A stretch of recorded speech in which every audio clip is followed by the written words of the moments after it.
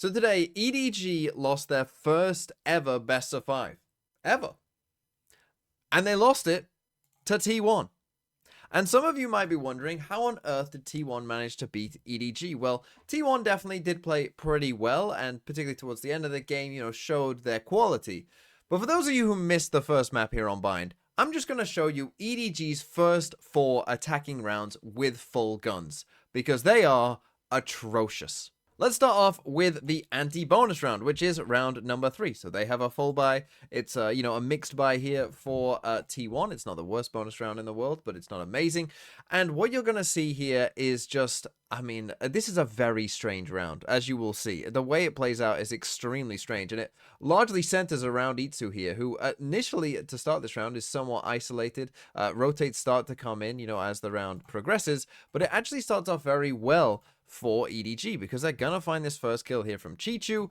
This is something very commonly that Buzz does, where he's in here with an outlaw this time, but any sort of sniper he's in here quite often with, and Chichu manages to take his head off. He does take the damage, but it's a good start for EDG, and you're thinking, okay, everything's fine so far. That actually causes rotates, to kind of split here between T1. They don't quite know which way they're going, and you see that we do end up with E2 completely on his own, right? So he's just holding down the B site with a bit of Vice Util in there as well. He sends a Prowler through showers just here, and EDG are coming to do this B split. And if you look at the map right now and consider that EDG have the gun advantage as well, you'd probably be thinking like, well, EDG should win this round, pretty comfortably. But we're going to see the power of Vice, because this happens. Nobody triggers the wall, but he's the only one ahead of it, right? So they start putting down their smokes.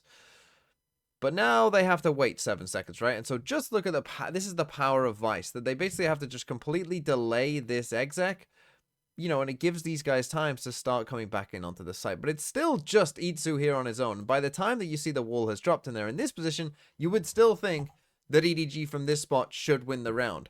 What happens next is bizarre. Let's try and hold from Octagon. 2 players already quick on the rotate from T1. We'll see if Izu can stay alive here. It's a lot on Izu's shoulders. A bit of a superstar in the making! And Simon, what is going on? I've never seen EDG look this lost in this round. But Izu, does he consider? I think he does. He's very aware that maybe Chichu's missing. They've only seen so many on the site. Smoggy has succeeded, but he spots out the player and Chichu's low. Look at Meteor. Meteor snuck out into wood too. Like T1 have positions on this site. This is super uncomfy for the post plan. Let's see if Izu can clear towards long. He still has his util to play with. He's still pinned on this one. Chichu has to back away. Meteor getting away with murder again. Now EDG starting to suffer, down to 3, but that spike is still ticking. It's getting messy on the site. Hong Kong keeps it up for EDG. And yeah, when I told you this round was bizarre, I wasn't lying, because how often do you see someone, Itsu was the first guy here on the site, and he manages to survive this whole time, right? Not only that, but EDG let Meteor here actually sneak out onto the site as well. I mean, just look at this. Look at this map. It doesn't make any sense at this point, right? And this is the thing with EDG. They never, ever come up with a plan to, like, deal with this. They just sit here doing nothing. They just sit there watching, twiddling their thumbs on the site. They never come up with any sort of plan of how to deal with Itsu. And as we saw the round play out there, you're like, okay, this is kind of strange. But eventually, even though we let Meteor just walk in onto the site on his own and he manages to get a kill of Smoggy, they did get the spike down. And they're in a good position after Kang, narrowly avoids dying there. But again, it's all sorts of strange. Nobody's just sitting there doing nothing. But Kang, he manages to win this fight. And then when the smoke drops, we eventually end up in a 3v1. So, okay, this was a weird round, but at least it wasn't a disaster, right? Right? EDG was looking tough for a moment, but he goes for a swing, finds those kills. And now Izu is coming it around. It's not over yet. The time is ticking. Nobody's going to be ice cold about this one. You can't lose it like this! The time! He's got it! He's absolutely got it! What is going on with EDG right now? Yeah. Yeah. I mean, this from Kang is ungodly levels of trolling. This is unhinged levels of trolling here from Kang. I guess all of EDG, because you could say, well, if Chichu just swings here, he gets this kill and they're fine as well. But either way, between these two, what are they doing, right? Just think about this. Think about all the different ways you could play this scenario and win, right? He is surrounded by you. You have him trapped in a triangle of death, right? In terms of, you could have, you know, as Kang swings here, Chichu swinging and we kill him, right? You could have Chichu just hold and wait for the swing here, and then Kang swings and then they kill him. They could just say, hey, Chichu, we're just going to sacrifice you, let you die first, and then as this guy scales up, well then, no, I wait for nobody's contact, I swing, I kill him, right? Like, there's so many ways, there's so few ways to lose this situation. Like, it is hard when the time is on your side as well. You know, Kang has a nade as well, so if he just, like, you know, decides to just, like, retreat back site and play time and throws a nade, they win. Like, there's so many ways to win the round and so few to lose them. And so to find one of the very few lose conditions, which does all kind of hinge on Kang dying. He's in the kind of main spot that is always a part of this. But to do that and lose like that, I mean, yeah, it's really quite bad. Okay, now let's skip ahead. Next gun round, round number 5. And this one, we're going to take some time, right? It's going to be just kind of a normal default from EDG. You know, they've got multiple players, you know, spread out across the map. So we're going in showers here, right? We're taking our time. We put a little smoke down here on B long, right? Cause just rotates. I mean, T1 are actually, you know, fairly passive apart from in hooker just here, right? So there's nothing wrong with what EDG do. They eventually are going to group up and decide to come over towards B. But it's really the B exec that we're going to talk about, right? So we drone long just there. We got Kang coming in here. And don't forget that Kang has his Raze ult as well, right? So this is, again, perfectly fine. They're actually going to send Kang on his own here. But as I said, he's got a Raze ult. So, you know, he's going to pop Raze ult here and be in a perfectly fine spot, you know, to kind of clear all this out with his Raze ult, you know, whilst the rest of the team comes down long. It's a perfectly fine up to this point. There's nothing wrong with it. Now, Kang, his ult is going to get, you know, he's going to run into a problem where a KO knife is coming at him, so he has to kind of, you know, release the ult a bit early.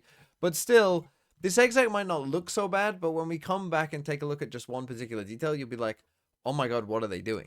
Of it being this B site hit. It's hard to exec here though, because there's a knife to shut down the head. Molly again towards lung. This time they beat it though. We're gonna have the ult on top. EDG tries to make a stand, goes down. Stax still on site, and Stax controlling the site. He's got it out on Kang. He does. He's bringing EDG to their knees. Chichu, a 1v3. Good luck. So that's really good by Stax there, and you might be like, well, that didn't look too bad from EDG's perspective. You know, Stax just went crazy. But let me just point something out, because again, this doesn't look too bad, right? Like, we're gonna have our Raze ulting out of hooker just here. You know, we got the tail missiles, we've got, you know, the KO knife is coming in here. You know, you got multiple bits of util all flying in at the same time. Smokes are down. You know, what's wrong with this exec, TMV? Well, just take a look underneath the scoreboard here and see what you notice just here. This guy crouching just here. Because guess who that is? That's Smoggy, who's one off his ult. That's right. We did this exec, and these guys are going to enter in onto the site as Smoggy is crouching down getting his ult. So by the time that this ult comes in, you know, is it all coming in together so that this guy has no chance of getting any kills and is for certain death because we have, you know, multiple missiles that, you know, could have been also, you know, perhaps better layered with the Brim ult if the Brim ult was coming in at the same time, with a Raze ult potentially coming in at the same time as well. Yes, that all could be happening, but instead we decided to exec when our Brim was still getting his ult orb, so that gives Stax the time to kind of, you know, have space to still live on the back site and just do that and completely destroy them. So yes, not ideal, but there are worse things we are yet to see. Now let's go ahead and take a look at round number 7. EDG say, you know, they're no strangers to the lower bracket. They ran it back domestically to come ahead in the finals and become China's #1 seed. But something feels off with this team right now, and they have to course correct quickly. There's no longer any time to work with, at least on this opening map. Oh, that pivot point, isn't it? And it feels like EDG haven't solved so many of these different problems. This unwillingness to back away from that B hit leaves them in the dark towards A. It's also looking at the double ults, right? Chichu and Simon are ready to maybe look for an A exec. Now they've just got the null command to send it in. Flash out of the smoke. Kong's gonna be sending it into Lamps. What is going on? It's only him. He's held up. Meteor will not relent. He will not give up his sight. And he's gonna punish every single one. T1 again. So there are many problems with this, but first let's just come back to this moment here where actually Chichu is going to die, right? So he picks up his ult orb, he's going to go for this little jump peek, try and bait out the wall. Doesn't quite happen just here. All the while, you know, at this point, I mean, we've got our friend Nobody here. He's just a voyeur to this death. He's just like, because this second time he doesn't even try and jump peek it, right? This is just a swing to try and kill. You know, that's just a swing on his own, whilst he's got a teammate just chilling, like full chilling. And then nobody, and maybe that's Chichu's fault, right? Maybe nobody's looking at him like, bro, what are you trying to do? But then this exec, again, we have a lot of problems with. Okay, so, you know, it starts to become a bit obvious this is what the exec maybe is going to be. You see that the util starts to come out from T1, but then we're just going to send one Simon flash in, right? And just, I mean, again, it's none of this makes any sense. None of it makes any sense, this exec, right? First of all, Kang doesn't use his nade. We're going in with one flash. Smoggy, nobody has used his Teo rockets over here, right? So our Raze is entering in towards lamps. We have, you know, the literal best util in the game to clear this. But instead, we're just sending this guy, and he has a nade as well to potentially clear this. But instead, he does that. We then KO ult, but the KO ult is like late because we're flashing. How about KO ult first and then flash, right? Like they're not playing Yoru, right? It's not like they can TP across the map. It's not like these guys in B here are gonna hear the first noise and instantly TP across the map. If you KO ult first and then do the kind of rest of it, well then they don't have any util here. You know, that gets turned off. That's how that works. Instead of doing this pop flash for no one, because that flash, Kang's not going anywhere with that flash. So what the hell are we doing? In we go, you die, and it's over, and the round's over. And now we're just sitting here waiting to die. I don't understand, like, it's like they had 5 different ideas for what that round was going to look like. It's legit as if they couldn't speak to each other and had to kind of, like, guess what each other were doing. What are they doing? And then finally, let's finish this with round number 9. You can see we're already at 37 seconds here. I'm not going to waste your time, you know, watching EDG walk around the map. Let's just take a look at their final exec in a 5v5. You're in a 1v2. Yeah, this could be nice though. They have no idea. Turns a flash, no sweat. He's going to hold this down, and once again, it offsets this hit. It delays the approach. He spots out one, calls it out. Izu fills the void. They are perfectly in unison. T1 shoulder to shoulder, making EDG again look frayed around the edges. There's just no time left either. Meteor's still on the hunt. Look He's at this hungry. guy. Oh, he wanted more. Chichu denies, but still, this is done. 9 seconds. Put a fork in it. Simon, there's nothing to do but die. This dominance from T1 is absolutely gorgeous to witness. They've got a great read, and EDG look asleep. Okay, so this first part of the round that you see, again,